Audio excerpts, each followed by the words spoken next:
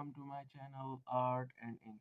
उम्मीद करता हूँ कि आप सब खैरियत से होंगे और आपकी प्रैक्टिस अच्छी जारी होगी। पिछली वीडियो में हमने कर्सिव राइटिंग में कुछ लेटर्स लिखना सीखे थे। अगर आपने पिछली वीडियो नहीं देखी तो मेरे चैनल की प्लेलिस्ट में अवेलेबल है, आप वहां से देख सकते हैं और प्रैक्टिस कर सकते हैं। तो आज की वीडियो में हम कर्सिव राइटिंग में कुछ लेटर्स लिखना सीखेंगे जिनमें ओ, पी, क्यू और आर शामिल है। तो उसके लिए आपको सिंपली क्या करना है कि आपको एक ब्लैंक पेज लेना है, ठीक है। और उसके अलावा आपको एक मार्कर लेना है। मैं टेम्पो का मार्कर यूज़ कर सकता हूँ, आप कोई भी मार्कर इस्तेमाल कर सकते हैं। मैं आपको सबसे पहले ओ और क्यू सिखाऊंगा क्योंकि वो दोनों सिमिलर हैं लिखने में, इसलिए मैं वो सिखाऊंगा आपको। और मैं भी आपके लिए थोड़ा जूम कर देता हूँ।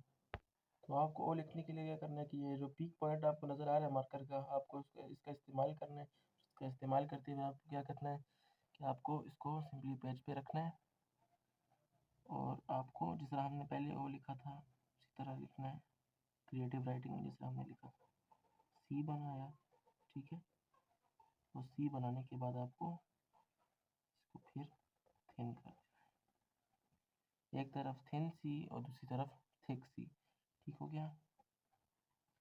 इस तरह से आप ओ लिख सकते हैं। अच्छा, तो इसके अलावा ओ लिखने का एक और स्टाइल भी है। उसके लिए आपको करना है कि आपको टिप का इस्तेमाल करना है और टिप का इस्तेमाल करते हुए इस तरह से एक थिन लाइन लगानी है, ठीक है। उसके बाद आपको इसको फुल मार्कर का इस्तेमाल करते हुए थिक कर देना है इस तरह से, ठीक हो गया।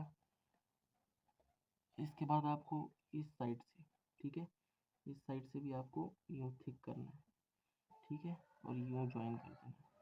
तो ये इस तरह से आपका ओ हो गया, यानी इसकी ये साइड थिन है और ये साइड भी थिन है और ये दोनों साइड थिक है। इस तरह से आप ओ लिख सकते हैं, ठीक हो गया। इसके बाद स्मॉल ओ भी इसी की तरह है। स्मॉल ओ के लिए आपको क्या करना है कि आपको टिप का इस्तेमाल करते हुए आपको एक साइड थिक और एक साइड थिन रखनी है, ठीक हो गया। तो इस तरह से आप स्मॉल ओ लिख सकते हैं, ठीक। इसके बाद मैं आपको क्यू सिखाऊंगा क्योंकि क्यू जो है वो सिमिलर है ओ के, तो जब आप वो सीखेंगे तो आपके लिए आसानी होगी। फिर इसके बाद पी और जो आर है वो भी सिमिलर है, तो मैं आपको वो इसलिए इकट्ठे सिखाऊंगा। तो इसके अभी हम क्यू सीखते हैं। तो क्यू सीखने के लिए भी आपको टिप का इस्तेमाल करना है। ओ की तरह जैसे हमने ओ लिखा है ना अभी, बिल्कुल उस तरह से आप ओ बना दें। ये ओ हो गया हमारे पास, ठीक है। अब इसमें कुछ मुख्तलिफ लोग इसमें ये जो दरमियान में जो हम बनाते हैं उसको मुख्तलिफ तरीके से करते हैं। तो आप इस तरह से भी कर सकते हैं, सिंपल जो है, यानी इस तरह से है, आपको क्रॉस सा बनाना है। फिर उसके बाद आपको यूँ इसको थिक करना है, ठीक है, और फिर आपको इसको दोबारा से थिन कर देना है। इस तरह से भी आप कर सकते हैं क्यू क्यू लिखने के लिए, ठीक है। मैं एक बार दोबारा से आपके लिए लिख लेता हूँ,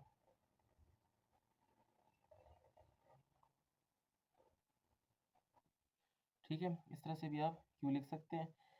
इसके बाद एक और स्टाइल भी है क्यू के लिए, वो कुछ यूँ है कि आपको ओ लिखना है दोबारा से, ठीक है, ठीक हो गया। जब आप ओ लिख लेना तो उसके बाद आपको क्या करना है कि आपको इस तरह जैसे हमने उर्दू मार्कर में ग्रिप पकड़ते हैं ना, उस तरह से पकड़ कर और यूँ, तो आप इस तरह से भी क्यू लिख सकते हैं। अच्छा, तो इसके बाद अगले जो दो लेटर्स हैं वो हैं पी और आर। तो पी लिखने के लिए आपको क्या करना है कि आपको जो टिप है, यानी ये पीक पॉइंट आपको नज़र आ रहा है, इसको पेज पे रखना है और यूँ एक पतली सी लाइन लगानी है। फिर उसके बाद आपको फुल मार्कर रख के और फिर यूँ लेकर आके इसको दोबारा थिक कर देना है, ठीक हो गया। इसके बाद आपको क्या करना है, आपको यहाँ पर एक थिन सा कर्व बनाना है और यूँ लाकर इसको इस तरह से कर देना है। इस तरह से आप पी लिख सकते हैं। इसके बाद जो आर है वो लिखना भी बहुत आसान है। उसके लिए आपको क्या करना है कि आपको सिंपली टिप का जो टिप है उसका इस्तेमाल करते हुए आपको पी लिखना है,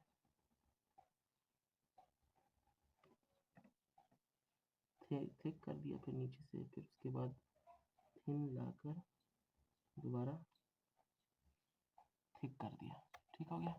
इस तरह से आपको करके फिर उसके बाद आपको दोबारा से यूँ कर्व बनाना है और इस तरह से आपको जब यहाँ तक लेकर आए ना इस पी को, ठीक है, तो आपने इसको टच नहीं करना, बल्कि आपको यहाँ से एक ट्विस्ट है कि यहाँ से आपको कर्व कर देना है इस तरह से, और यूँ कर्व करके यहाँ से इस तरह से निकालना है और यूँ करके इस तरह कर देना है। तो इस तरह से हम आर लिखते हैं, ठीक हो गया।